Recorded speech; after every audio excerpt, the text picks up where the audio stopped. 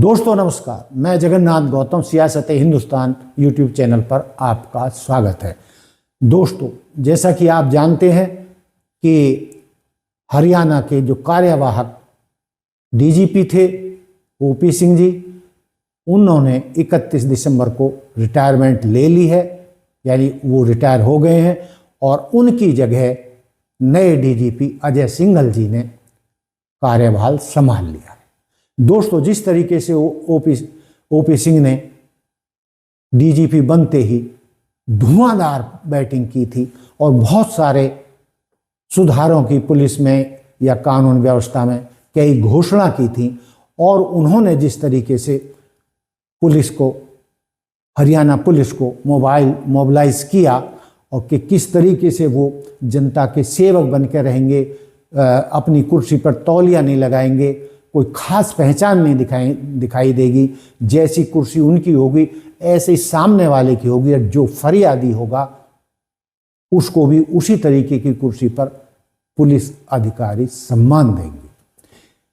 तो उनको बहुत सराहा गया, बल्कि कई लोग चाहते थे कि उनको एक्सटेंशन मिले, लेकिन दोस्तों वो सरकार की अपनी व्यवस्थाएं हैं, वो हो न सका।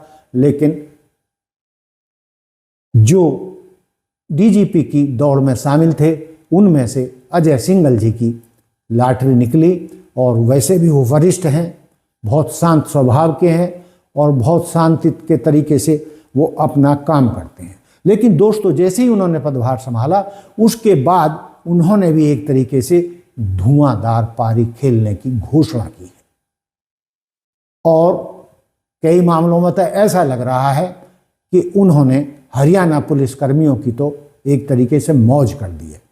दोस्तों, जो डीजीपी साहब का मानना है कि पुलिस विभाग रिश्वतखोरी के लिए बहुत बदनाम है, लेकिन इसी बात को दिमाग में रखते हुए उन्होंने कहा कि हालात कुछ समाज में ऐसे हो गए हैं कि बिना पैसे के कोई काम नहीं चलता और कई पुलिस अधिकारी या कर्मचारी इसलिए रिश्वत लेते हैं क्योंकि उन्हें बेटी का ब्याह करना है, मकान बनाना है, बच्चों की पढ़ाई लिखाई करनी है और जो उनको तनख्वाहें मिलती हैं संभवतः उसमें उनका गुजारा पूरी तरीके से नहीं होता, जो महंगाई का दौर चल रहा है।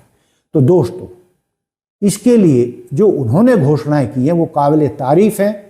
उन्होंने एक घटना के बारे में बताते हुए कहा कि शायद अपनी बेटी के बारे में बता रहे थे कि मैं बेटी की शादी मैंने की थी पिछले दिनों, तो वेंकट हॉल के लिए हम गए तो उसका किराया ही जो है 5 लाख रुपए था। तो दोस्तों, जो शादी ब्याह है इनमें वेंकट हॉलों का और खाने आदि का मतलब इतना ज़्यादा खर्चा बढ़ गया है कि आम आदमी की या आम कर्मचारी की कमर टूट जाती है। और उसमें यदि सिपाही हो, हेड कांस्टेबल हो, एएसआई हो, इस लेवल के हों, तो उनके लिए सरवाइव करना, अपने बच्चों की शादी ब्याह करना, उनकी पढ़ाई लिखाई करके उनको उनका कैरियर बनाना काफ़ी मुश्किल हो जाता है। तो उन्हीं बातों को ध्यान में रखते हुए नए डीजीपी सिंघल साहब ने घोषणा की है कि हरियाणा पुलिस वेलफेयर फंड से हर पुलिसकर्मी की बेटी को 5 लाख रुपए की आर्थिक मदद दी जाएगी। और इसके अलावा वो यहीं पर नहीं रुके, उन्होंने ये भी कहा है कि हर जिले की पुलिस लाइन में वेंकट हॉल बनाया जाएगा, कम्युनिटी सेंटर बनाया जाएगा और वो सारी सुविधाओं से लैस होगा और उसके साथ 4-5 कमरे भी होंगे जिनमें मेहमानों को ठहराया जा सके। और इससे क्या होगा कि जो पुलिस कर्मी हैं, अधिकारी हैं, उन पर बच्चों की शादियों का, बेटियों की शादी का करने का आर्थिक भार ज़्यादा नहीं रहेगा और जिस वजह से वो रिश्वत लेते हैं शायद वो वजह भी ख़त्म हो जाएगी और पुलिस वाले, पुलिसकर्मी शायद ईमानदार हो जाएंगे। और यदि वो ईमानदार नहीं हुए तो भ्रष्ट पुलिसकर्मियों या भ्रष्ट अधिकारियों के खिलाफ जो रिश्वत हो रहे हैं और आम जनता का खून चूसते हैं, उनके खिलाफ जबरदस्त कानूनी कार्रवाई की जाएगी।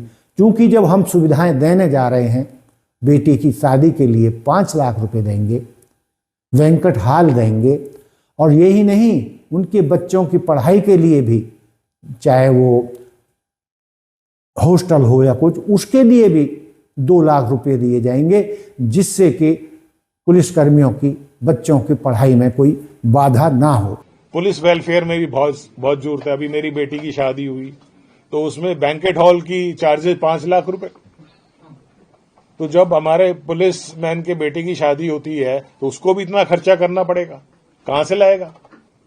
तो मेरी स्कीम है, हम पुलिस लाइन में एक बैंकेट हॉल और 4-5 कमरे बनाएंगे, ताकि एक तो जो हमारे पुलिस कर्मचारी हैं उन पे कोई इस टाइप का खर्चा ना पड़े, और उनके लिए हम कुछ ऐसे स्कीम लेके आएंगे कि हर बेटी की अगर शादी होती है तो हम उसमें 5 लाख उसको हम वेलफेयर से दे सकें।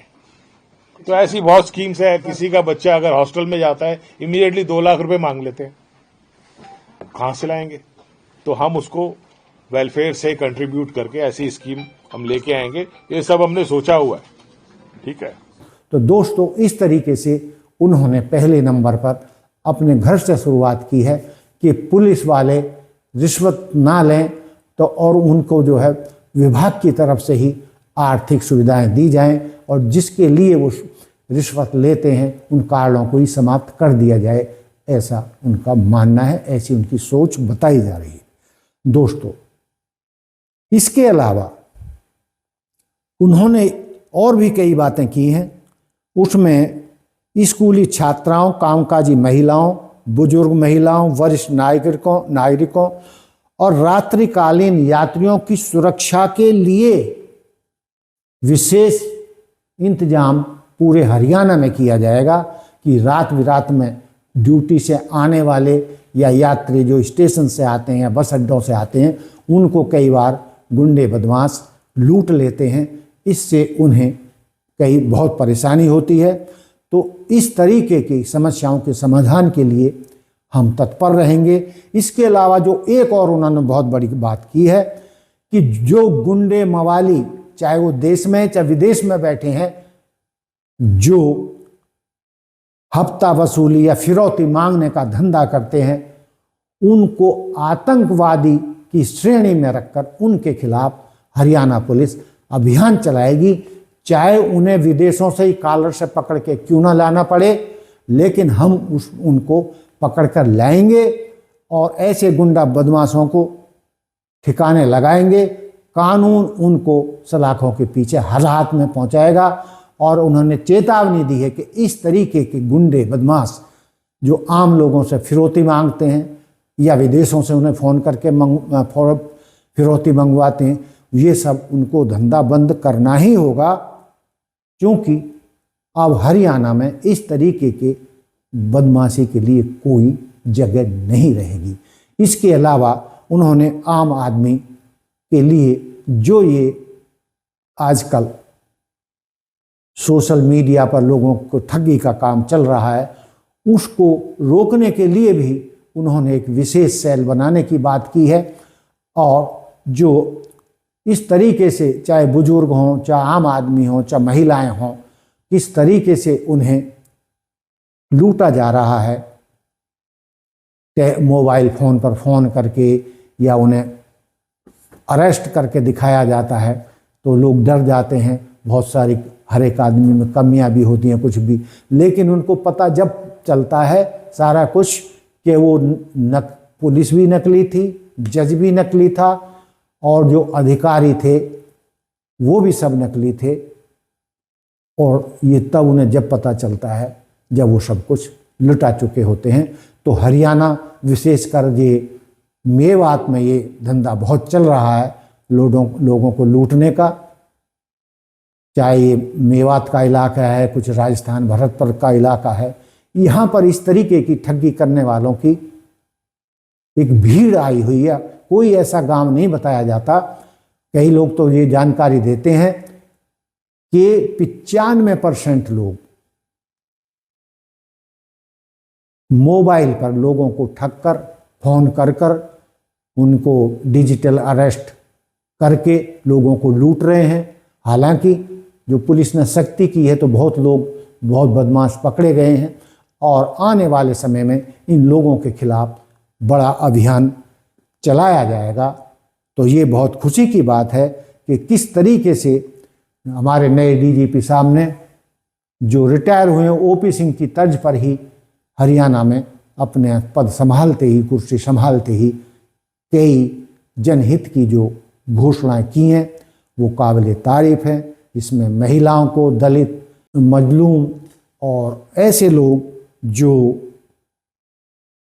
बहुत ही गरीब हैं और उनके पास कोई ऐसे विधायक या अधिकारी या उनके पास पहुंच का कोई जुगाड़ नहीं होता है, और वो दलित, शोषित, कमजोर वर्गों की सुरक्षा उनकी सुनिश्चित करेगी हरियाणा पुलिस, और उनको खास सुरक्षा प्रदान की जाएगी। और सारे पूरे हरियाणा के एसएचओज को, थाने चौकियों को ये हिदायत दे दी गई है कि दलित, शोषित, कमजोर वर्गों की सुरक्षा, उनकी सुनवाई प्राथमिकता के आधार पर की जाए। स्कूली छात्राओं, कामकाजी महिलाओं, बुजुर्ग महिलाओं, वरिष्ठ नागरिकों और रात में यात्रा करने वाले लोगों की सुरक्षा हरियाणा की पुलिस करेगी। और उसके लिए पुलिस की गाड़ियां हर चौराहे पर आपको दिखाई देंगी और ज़्यादा से ज़्यादा कैमरे भी हर जिले में लगवाए जाएंगे, जिससे कि जो अपराधी हैं बचकर ना जा सकें। और उन्होंने ये भी कहा कि हमारे पास, हमारी पुलिस आज की तारीख में सभी आधुनिक सुविधाओं से लैस है, इसलिए अपराधी हमसे बहुत दिनों तक दूर रह नहीं सकता और हरियाणा पुलिस उसको कहीं से भी दबोच ही लेगी। और उन्होंने कहा है कि जो हरियाणा में बदमाश हैं या तो हरियाणा को छोड़ जाए वरना जेल जाने के लिए तैयार है। तो दोस्तों, ये था हमारा मुद्दा कि नए डीजीपी साहब ने जो आकर घोषणाएं की हैं और जनता को सुरक्षा की उम्मीद बंधाई है, न्याय की उम्मीद जगाई है, उससे हरियाणा की जनता में एक सुखद लहर दौड़ गई है कि आजकल जो भी डीजीपी बन रहा है वो पुलिस को अपने सही रास्ते पर लाने के लिए और पुलिस को आम जनता की दोस्त बनाने के लिए काम कर रहा है। इससे बड़ी और क्या बात हो सकती है। ये कहते हुए कि हमारे चैनल और हमारे सभी कर्मियों की तरफ से नए डीजीपी साहब अजय सिंघल जी को शुभकामनाएं, और वो इसी तरीके से प्रदेश की जनता की सेवा करते रहें। पुलिस से आम आदमी ना डरे और बिना रिश्वत के उसकी एफआईआर लिखी जाए, उनको ये सुनिश्चित करना होगा।